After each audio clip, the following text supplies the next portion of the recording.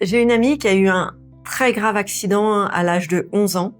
Elle était en voiture avec son papa et sur l'autoroute, ils ont eu un très grave accident. Elle a été complètement défigurée avec des morceaux de verre dans tout le visage.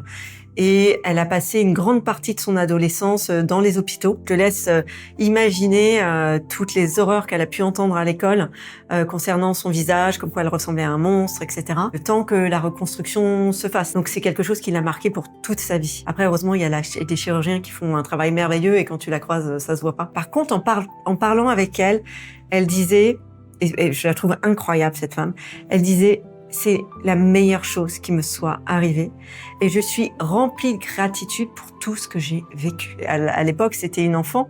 Cet enfant a vécu quelque chose qui était atroce, mais aujourd'hui, en tant que femme et très rapidement derrière, elle me dit: j'ai senti que j'avais eu le droit à une deuxième chance. Et avant mon accident, j'étais une petite fille hyper timide, je pouvais pas aller à un anniversaire sans que ma maman m'accompagne, j'osais pas aller vers les autres. Elle me dit: après mon accident, j'ai passé tellement de temps à l'hôpital avec des gens que je connaissais pas. J'étais tellement heureuse d'avoir cette seconde chance que finalement, ça m'a ouvert aux autres.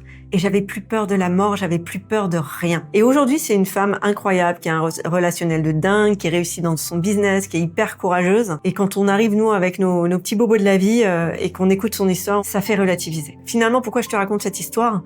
C'est que on se crée beaucoup de problèmes au quotidien, qui nous prennent beaucoup d'énergie, qui nous prennent la tête. Mais quand t'écoutes ce genre d'histoire, tu te dis: c'est pas grave, c'est pas grave.